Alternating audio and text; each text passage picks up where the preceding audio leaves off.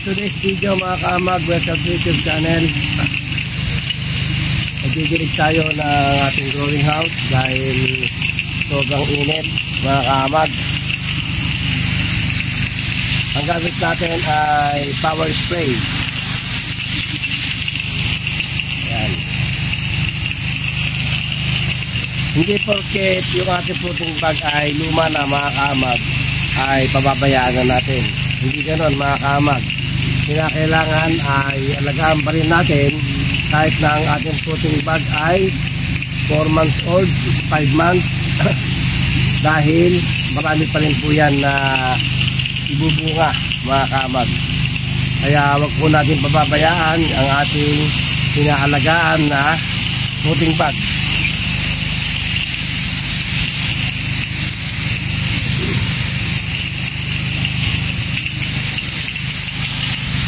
Lalo ngayon mga kaamag, papasok ang summer. Talagang dito tayo makakaranas na talagang sobrang init. Na 6 na beses tayong magdidilig ng ating growing house. Minsan pa nga, sumusobra tayo sa 6 na beses na pagdidilig. Dahil sobrang init mga kaamag.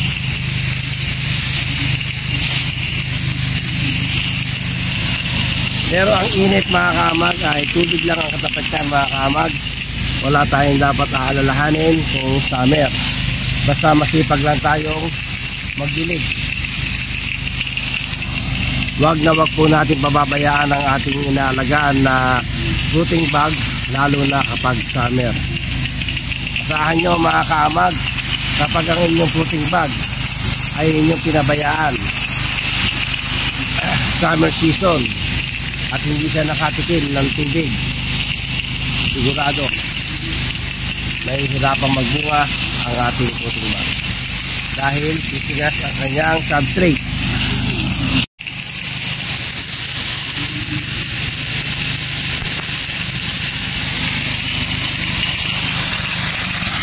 Sobrang init mga kaamag, kaya yan tayo ay nagdidilig ng ating growing house. Sayang ang ibubunga kapag pinabayaan natin ang ating fruiting bag.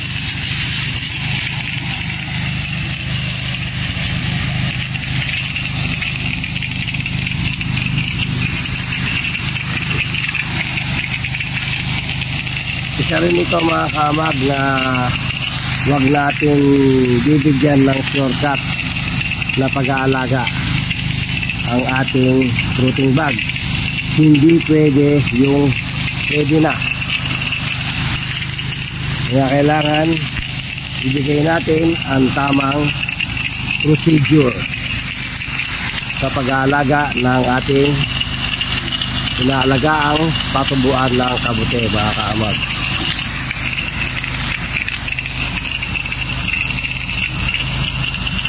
Kung bago ka lang sa aking YouTube channel mga kaamag, huwag mo kalimutan subscribe, then like and share ang aking video para sa ganon ay lagi kang updated sa mga bagong video na aking i-upload dito sa ako, si Kaamag.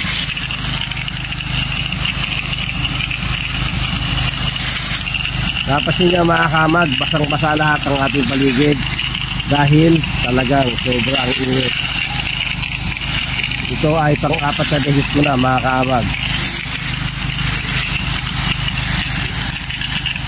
Kapag ganyan kasi kainit mga kaamag, ang magiging epekto niyan sa ating pinapatubong kabute kapag hindi tayo nagbasa at nagdilig, yung mga pinhead ay matutuyo dahil wala siyang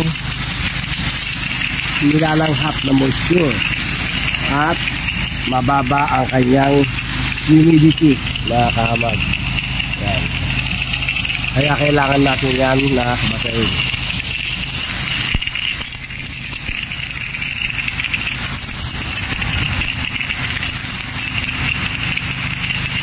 Yan, para sa mga beginners,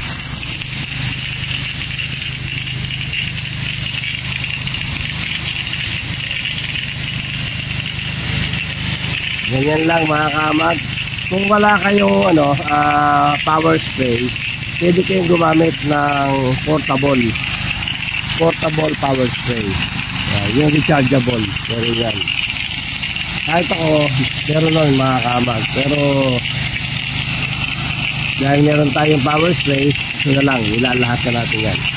Ngayon, gagamit tayo dito na pinaka-pino. Ayan, ito, ayan, mga kamag, pinong-pino yan. Ito yung iaanin natin.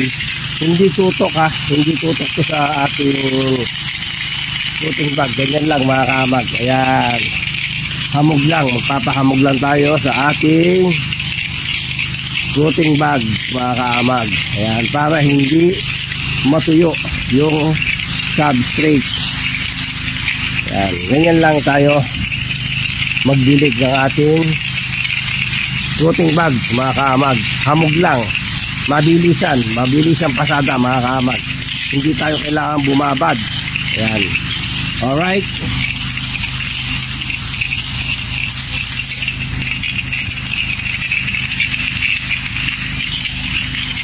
Ayan, huwag nyo itututok mga kamag. Ayan, basta mapasadaan nyo lang ng isang maganda, ayos na yun. You know, basta alam nyo mahamugan na siya.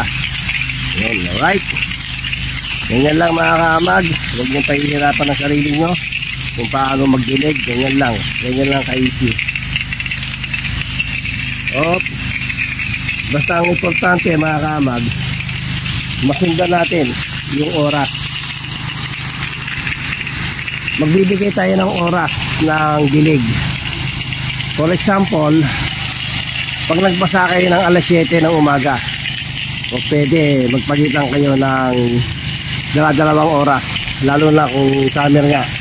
Ayan, dahil napakabilis matuyo yung ating mga dipsack, yung mga sinasabi natin sa dingding, mabilis yan, lalo na kung merong kasamang hangin mga kaamag, napakabilis matuyo yan.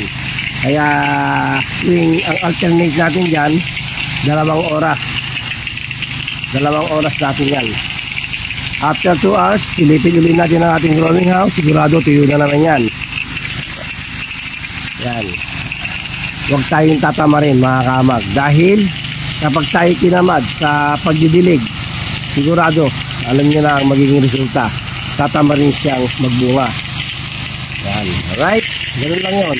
Pero pag masipag tayo magdilig mga kaamag, masipag tayo mag-alaga, sisipagin yan magbunga. Yung ating inaalagaan na shooting bag.